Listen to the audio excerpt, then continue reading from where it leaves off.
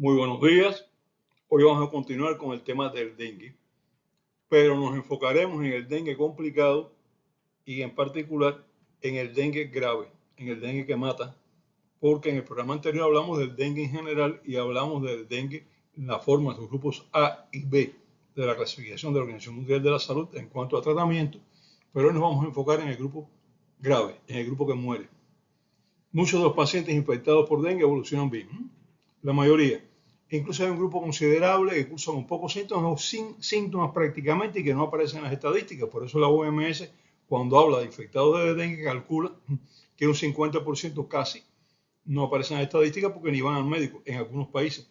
Hay países donde la gente va al médico muy fácilmente, pero hay países donde a las personas les cuesta trabajo llegar al médico, etc. Y por eso se considera que del número de casos reportados, que son más de 280 millones de personas en el año, en todo el mundo, probablemente 200 millones más no fueron al médico, no fueron reportados y entonces no están en las estadísticas.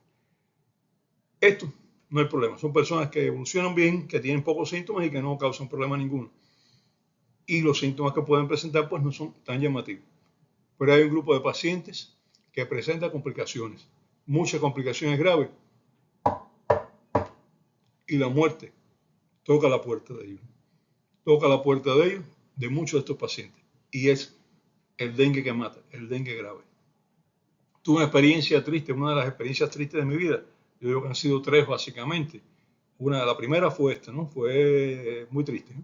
Que en los años 78 y 79 trabajaba en Vietnam, en Hanoi, y cuando llegué allí asistí al inicio y desarrollo de una epidemia de dengue hemorrágico asiático, un dengue de reinfección, con una mortalidad de aproximadamente un 16% de los casos hospitalizados. No sé, los que se morían en la calle, en el hospital moría aproximadamente el 16% de los pacientes que teníamos hospitalizados.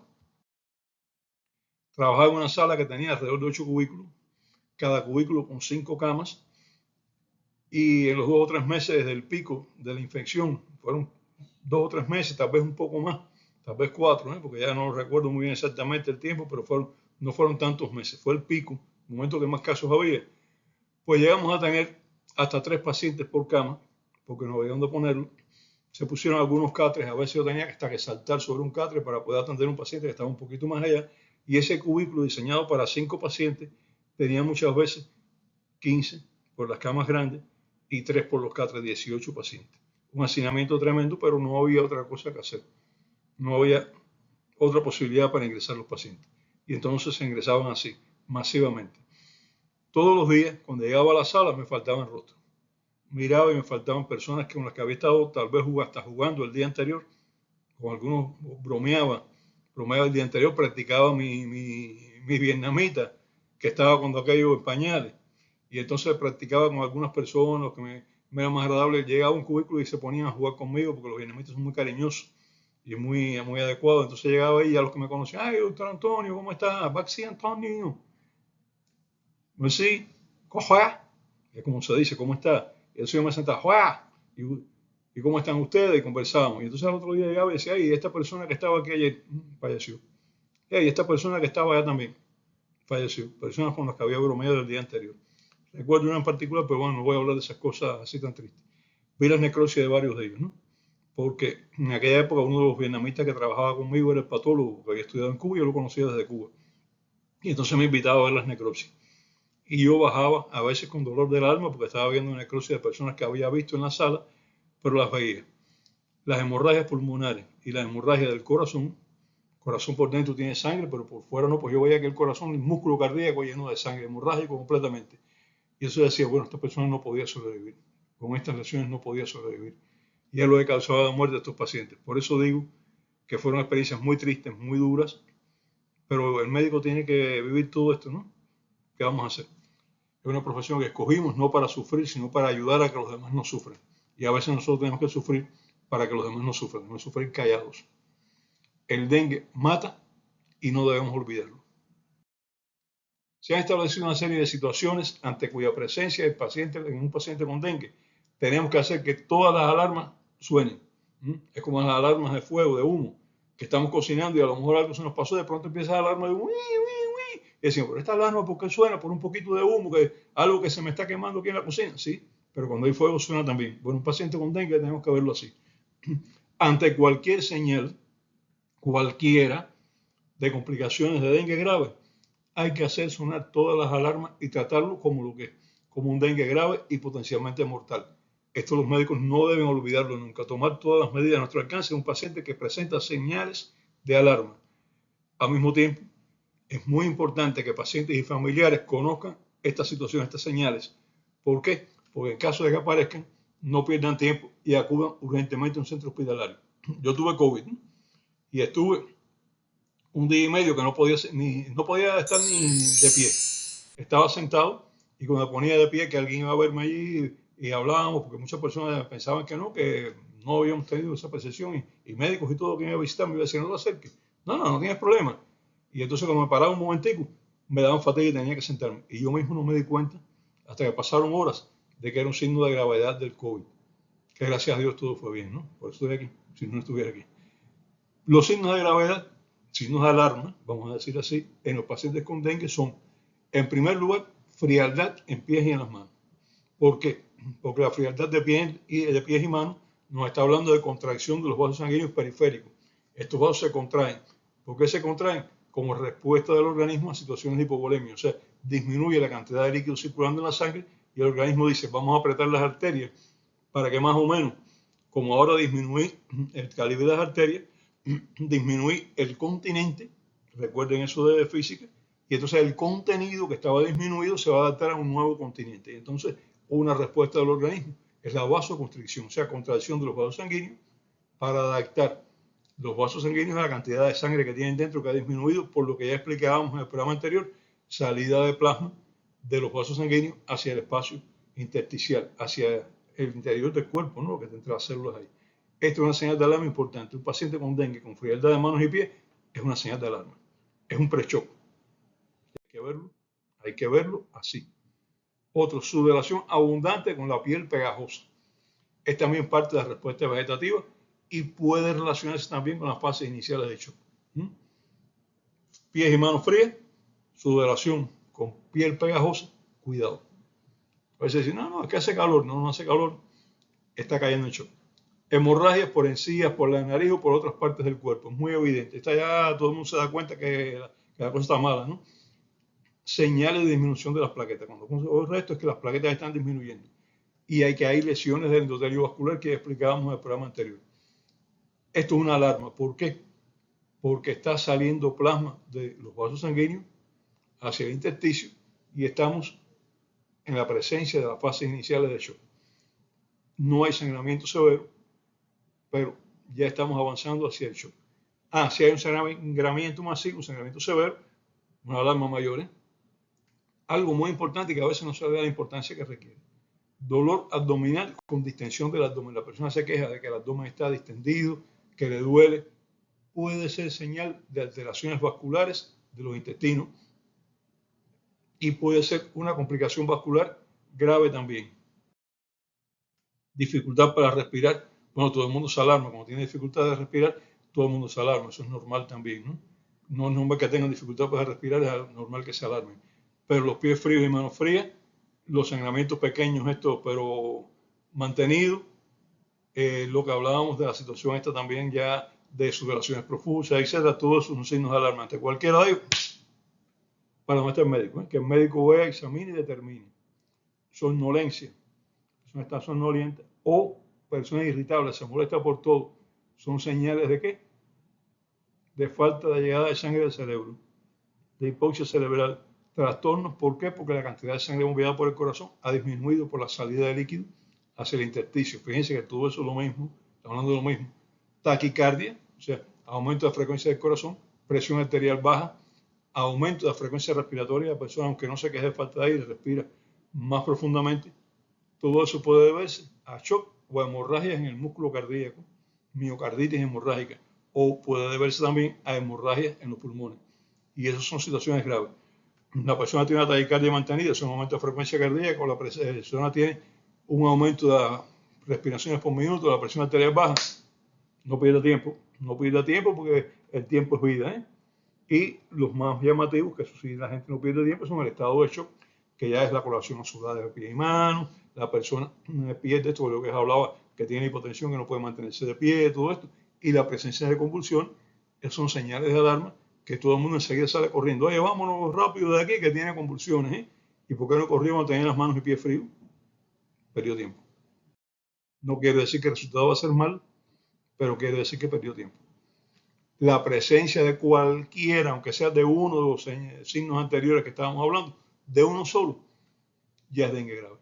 Una persona con dengue con pies y manos frías es dengue grave. Una persona con dengue con sudoración importante es dengue grave. Con hemorragia por distintas mucosas del cuerpo es dengue grave. Y todo lo demás que decíamos. Las embarazadas tienen un alto riesgo de padecer de dengue grave. ¿Por qué algunas personas evolucionan hacia formas graves y otras personas no? Hablábamos en el programa anterior, pero vamos a recordarlo. Vamos a decir que salvo excepciones, el dengue grave es un dengue de reinfección. O sea, la persona que tiene dengue grave ya tuvo dengue alguna vez anterior. Tiene que haber habido una exposición previa al virus para que aparezca un dengue grave.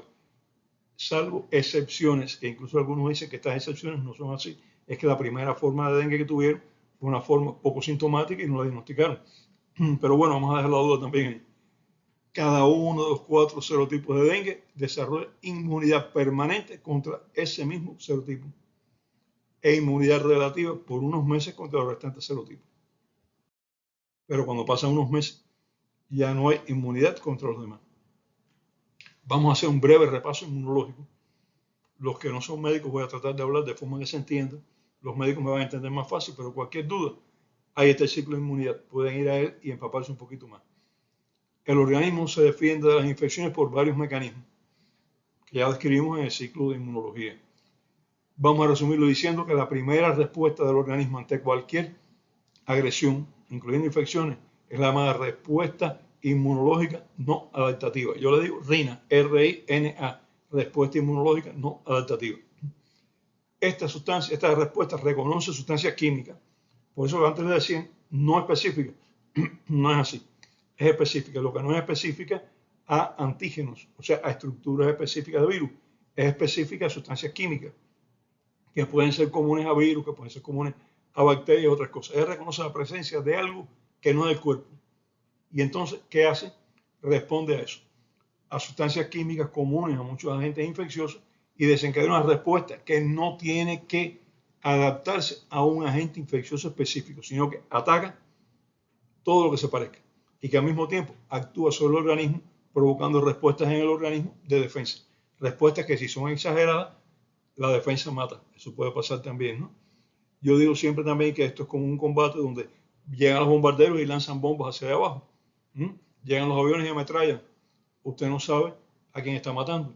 Están matando a los combatientes enemigos, pero puede estar matando población civil también. Pero también a veces pasa, y lo hemos visto en la guerra reciente, se equivoca y mata combatientes que eran de la parte suya. Esto pasa. Bueno, pues la defensa inmunológica no específica ataca. ¿A qué? A todo lo que le pase por delante. Crea condiciones de defensa en el organismo, mejora determinadas circunstancias, pero ataca.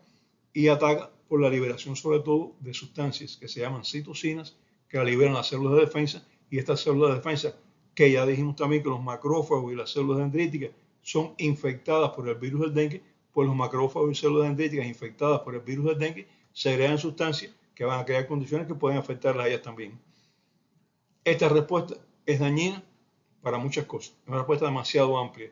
Pero ¿qué hace? Por lo general tiende a limitar la infección y pasados 5 o 7 días empiezan a producirse los anticuerpos y ya el anticuerpo sí es específico, se va a unirse. Específico está esto también, estoy contradiciéndome, pero es una respuesta que tiene que adaptarse a la presencia de estructuras conocidas como antígenos en los virus. Esto lo hablamos en detalle en el ciclo de defensa inmunológica, el ciclo de inmunidad. Entonces los anticuerpos van con las estructuras que son del virus. El anticuerpo nada más ataca al virus del dengue. La respuesta no adaptativa ataca todo lo que se le parezca por ahí y afecta a todo el organismo para preparar condiciones de respuesta de todo el organismo. La respuesta adaptativa con anticuerpos va a atacar estructuras propias del virus, solo va a atacar los virus del dengue. Es más selectiva, menos extenso el daño. Y esto pasa después que lleva de 5 a 7 días de aparecida la infección. O sea, los primeros 5 a 7 días no hay anticuerpos, no hay respuesta adaptativa. La respuesta es no adaptativa. y dependiendo de la magnitud de la respuesta no adaptativa, es el daño que puede sufrir el organismo como un daño colateral. Como dicen en tiempo de guerra, daños colaterales. El daño colateral son 100 personas civiles muertas, ¿eh? Son escuelas destruidas. Pero es un daño colateral que no estaba previsto, pero ocurrió. Y la respuesta inmune no específica, la RINA, tiene daños colaterales. Y la respuesta inmune adaptativa, volví a decir en específica, ¿eh? Es la respuesta inmune no adaptativa. Y la respuesta inmune adaptativa, que yo le digo, ría porque ya hay anticuerpos, ría porque ya está disminuyendo el daño al organismo, ría porque usted va a atacar ahora al virus. Esa demora de 5 a 7 días. Y esos 5 o 7 días previos, la que está actuando es la no adaptativa. Los primeros anticuerpos que se producen son IgM, son grandes, tienen 10 valencias, son moléculas que pueden combinarse con 10 antígenos al mismo tiempo. Cada molécula de IgM se puede combinar con 10 antígenos, no quiere decir que se combine con los 10, pero puede combinarse. Tiene capacidad para aglomerar los virus, para formar combinados, para neutralizar a los agentes infectantes, porque se combina con un pedazo de por aquí, con otro por allá, y ya ese agente infectante no puede entrar en una célula. Está bloqueado por el anticuerpo. Y esto da tiempo a que entonces el organismo cree otras condiciones para destruir a los agentes infectantes. Pero mientras tanto están neutralizados, están capturados por la IgM. Y esa es la función de la IgM, por eso es la primera que se produce. Porque puede unirse una molécula de IgM con 10 antígenos de diferentes virus. Y va a formar complejos grandes complejos inmunes, que después son comidos por las células fagocíticas, pero que el virus ese no puede hacer daño porque está neutralizado, son digeridos y así se destruye el virus. Bien, una semana después de que se empiezan a producir la IgM, se empieza a producir la IgG. Ya la IgG se une, es más pequeñita, se puede combinar con 2 antígenos nada más, se combina y marca el virus. Porque lo que hace es marcar el virus para que las células que se comen virus, que comen partículas, la vean y se la coman con más facilidad. O para activar un sistema de defensa muy interesante que le dedicamos un programa completo en el ciclo de inmunología que he llamado sistema del complemento. Los anticuerpos, como a mí me decían cuando empecé a estudiar medicina, que eran muy importantes, que son importantes, no digo que no, pero que prácticamente me decían que ellos hacían todo en la defensa inmunológica, han pasado a ocupar su papel. Son neutralizadores, la IgM, y marcadores, la IgG. Pero si no fuera por el resto del sistema inmunológico, los anticuerpos pues no tenían todo el efecto que tienen. Ellos contribuyen a toda la defensa, pero no es el único mecanismo de defensa, ni es el primero, estoy hablando así para que me entiendan bien, ni es el primero que se activa. El mecanismo, la primera respuesta que se activa es la no adaptativa. Esa es la primera que nos defiende, pero es la que nos mata también. Es la que causa el daño en el dengue, la que causa el daño en muchas enfermedades, la que mataba en el COVID, y entonces nos defiende, pero puede matarnos también. Todo depende de la intensidad con que la persona responda. Y eso es un problema de cada persona. Por eso el dengue grave es la forma de responder de algunas personas a una infección por virus del dengue. Lo digo bien despacito, para que no haya duda.